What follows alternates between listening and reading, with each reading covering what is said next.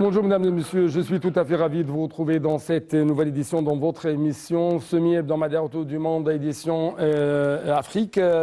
Comme vous savez, pendant cette édition de lundi, on essaie de vous présenter presque l'actualité qui ont pris place sur la scène africaine.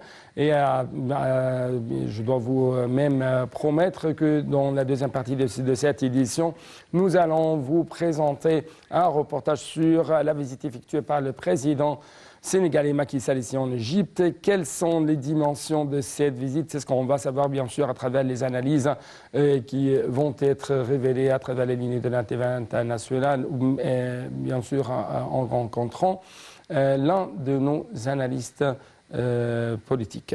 Mais justement, nous devons commencer tout de suite par l'actualité. Cette fois-ci, nous devons partir au Mali. Avec plus de précision, il y a quelques semaines encore, l'idée de la présence, comme vous même trouvez sur l'écran, 15 jours pour sauver l'opération Barkhane.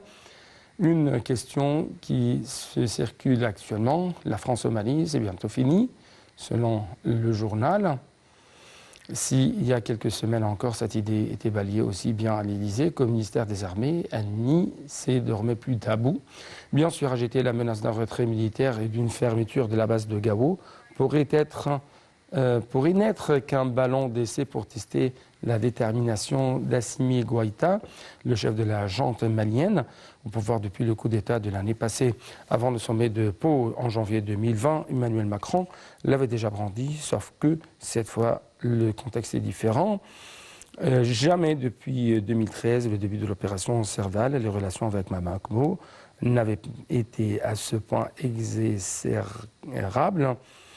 Et la présence française au Sahel aussi contestée. La situation ne peut rester en état, répète Jean-Yves Le Drian. On ne peut pas rester au Mali à n'importe quel prix. C'est ce qu'a révélé Florence Parly, la ministre des Armées.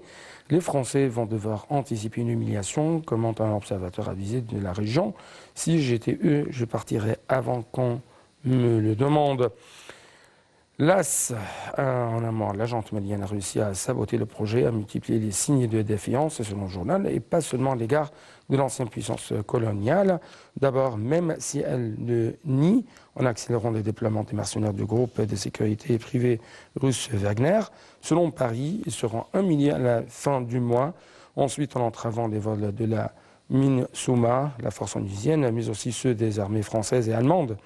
Puis en demandant la révision de l'accord de défense qui lie le Mali à la France. Passons tout de suite à une autre nouvelle, et cette fois-ci, on trouve que la Maison européenne de la photographie à Paris a donné à voir plus de 300 de ses œuvres construites autour d'autoportraits qui dévoilent sa vision du monde impressionnant en parcours. Les salles d'exposition de la Maison européenne de la photographie MEP, un ancien en tête particulier de regard s'attarde, jugé plutôt par les autoportraits de Samuel Fosso. Cette première exposition monographique de photographe camerounais retrace ses 50 ans de travail artistique. Il faut tout de suite préciser que celui-ci a commencé dès l'âge de 13 ans en ouvrant son propre studio photo à Bangui, en Centrafrique. Comme un jeu le soir, après avoir tiré le portrait de ses clients, il se photographiait, prenant des poses avec des accessoires, s'inspirant des magazines de pop culturel. Autour de l'autoportrait, il va construire un travail artistique unique, explorer de multiples dimensions, se réinventer. Se photographiant donc à l'infini, il crée une œuvre singulière selon, bien sûr, Le Point. Le Burkina Faso, théâtre d'un coup d'État militaire lundi, a été suspendu vendredi 28 janvier de la communauté économique des États d'Afrique de l'Ouest, CEDEAO, et ce, à l'issue d'un sommet virtuel de l'organisation, dont le chef d'État se retrouvant le 3 février à Accra pour évaluer à nouveau la situation dans le pays. Et ça, bien sûr, selon Le Point. En outre, l'institution a exigé la libération du président renversé Roch Marc Christian Kaboré, placés en résidence surveillée ainsi que des autres responsables arrêtés. C'est ce qu'a indiqué, bien sûr, un participant à la rencontre sous couvert d'anonymat. Le sommet virtuel qui a duré environ 3 heures, on a plus décidé de l'envoi dès samedi à Ouagadougou d'une mission des États des chefs d'état-major des armées de la CEDEAO qui sera suivi lundi d'une mission ministérielle. Le sommet de 3 février à Accra, en présence des dirigeants de la région, étudiera le compte rendu de ces missions pour décider d'imposer ou non d'autres sanctions, comme il l'a fait pour le Mali et la Guinée, où des militaires ont également pris le pouvoir. Chaque fois que vous avez un coup d'État, c'est un recul démocratique pour le pays et la région. Et la réponse de la CEDEAO a toujours été très ferme et très cohérente. C'est la tolérance zéro. C'est ce qu'a expliqué le président de la commission de la CEDEAO, Jean-Claude Cassier-Brault.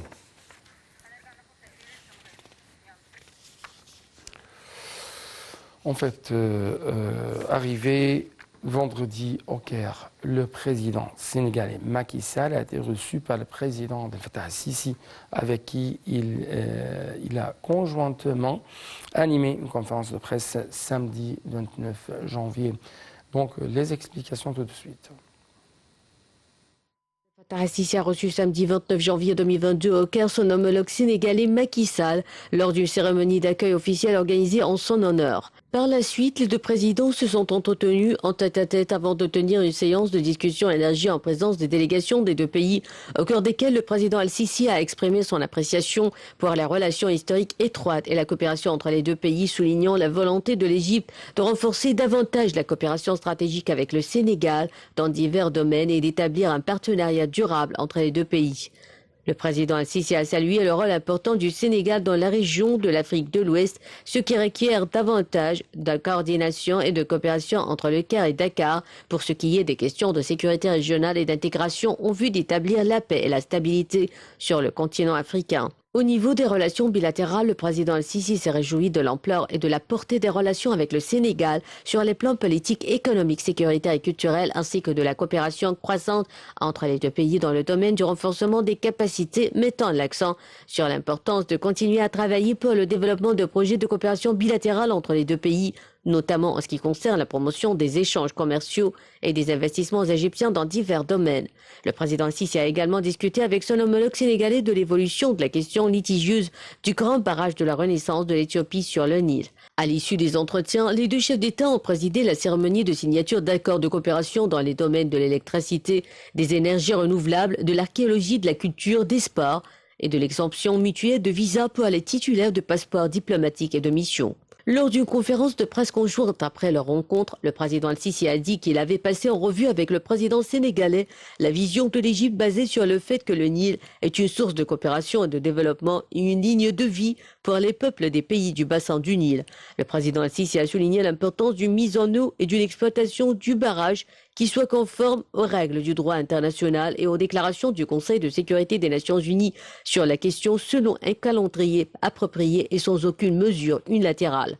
Parallèlement, le président al-Sisi a félicité M. Sall pour son accession à la présidence tournante de l'Union africaine.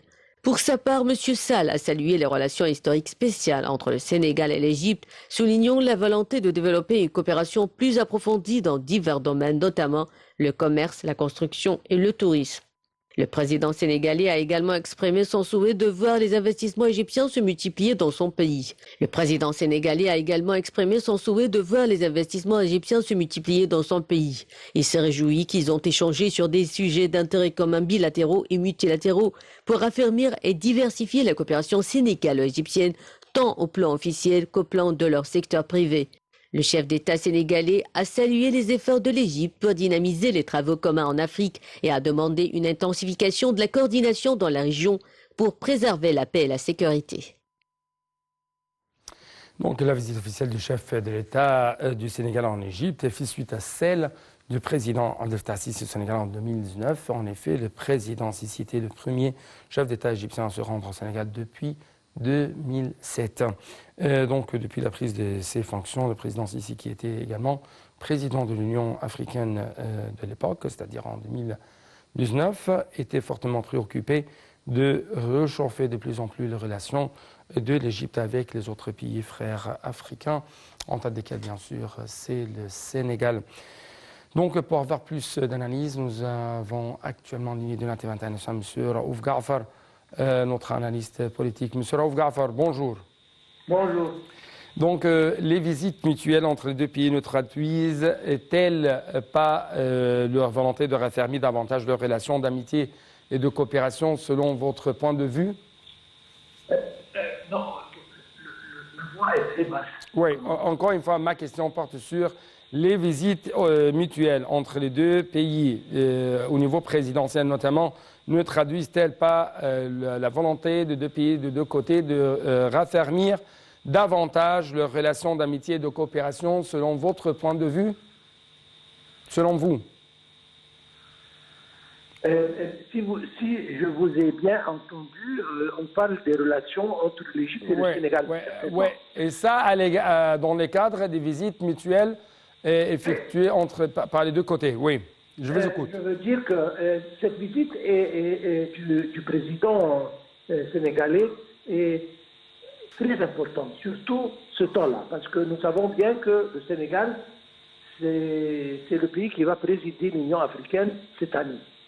Donc, il va jouer un grand rôle, surtout les crises, disons, surtout les questions africaines. Ouais. Entre autres, beaucoup de conflits, cornes africains, barrages de renaissance, etc., en continuation de ce que son homologue congolais a déjà fait. Et c'est très important. Je ne parle pas maintenant de relations bilatérales, mais je parle globalement. C'est très important de discuter toutes ces questions avec le chef d'État du pays qui va présider l'Union africaine pour essayer d'aboutir à un point de vue qui soit acceptable des deux côtés pour avoir le consentement et l'endorsement de ce pays comme président de l'Union africaine sur le point de vue égyptien en ce qui concerne les différentes questions à propos des crises et des événements africains. Ouais. Je pense que cette visite a été très réussie. Ça, c'est sur le plan global. Mais sur le plan bilatéral, on va sûrement augmenter les relations économiques et pour essayer d'augmenter les exportations égyptiennes au marché sénégalais et en même temps c'est-à-dire les relations économiques bilatérales vont sûrement augmenter, s'améliorer dans le futur très proche. Oui. Peut-on dire que Macky Sall a choisi le bon timing pour effectuer sa visite en Égypte en amont de l'entame de son mandat de président de l'Union africaine lors du prochain sommet de l'Union africaine à Addis Abeba en février prochain, selon votre point de vue? L'Égypte, c'est un pays très important pour l'Afrique. Et pour assumer une telle responsabilité comme président de l'Union africaine, c'est impératif de discuter et de s'entretenir, échanger les idées avec le chef d'État d'un pays comme l'Égypte. Et les expertises même. C'est ce que le président sénégalais a fait. Et je pense de ce qu'on a vu et on a entendu dans les différentes conférences de presse et dans les différents entretiens que les deux chefs d'État ont discuté beaucoup de questions et je pense que les points de vue sont presque identiques sur toutes ces questions. Oui. À quel point vous trouvez que l'insécurité dans laquelle se trouvent et vivent même les pays sahélo-sahariens vont... Oui, Monsieur Raouf. Il s'avère donc Il s'avère donc que cet appel téléphonique a été coupé, malheureusement. Donc, nous devons procéder tout de suite à un autre reportage qui va jeter la lumière sur la mort d'au moins 48 personnes après la tempête Dana au sein de Madagascar. À Tananarive, certains habitants osent revenir dans leur quartier voir ce qu'il reste de leur maison. Certains ont tout perdu mais essayent de reconstruire sur les débris. Devant les briques effondrées de leur ancienne maison, les habitants se disent très tristes car ils travaillent comme des fous pour obtenir de l'argent. Et maintenant, leurs maisons sont détruites. Ils se désolent qu'ils étaient des sinistrés et qu'ils ne recevaient aucune aide, aucune mesure de soutien. Après les pluies torrentielles de la tempête Anna, qui a surpris le pays lundi 17 janvier, les abris de fortune se multiplient. Dans 38 localités de la Grande Île, les écoles se sont transformées en centres d'hébergement. À la capitale Antananarivo, le stade Barea a été réquisitionné pour accueillir 20 000 sinistrés. À Madagascar, le bilan est lourd. 48 personnes ont trouvé la mort et au moins 72 000 ont perdu leur maison. Mais la tempête Anna a aussi éclaté dans d'autres pays de la région. Le Malawi et le Mozambique, par exemple, ont été fortement touchés. À peine sortie de cette catastrophe naturelle, l'Afrique australe est déjà menacée par une nouvelle tempête tropicale nommée Batsirai, qui devrait atteindre l'île Maurice mercredi 2 février.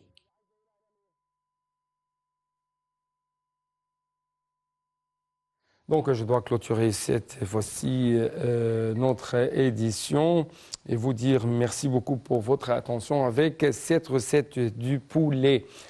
Donc, Dalia Kalama va vous présenter les détails de cette recette.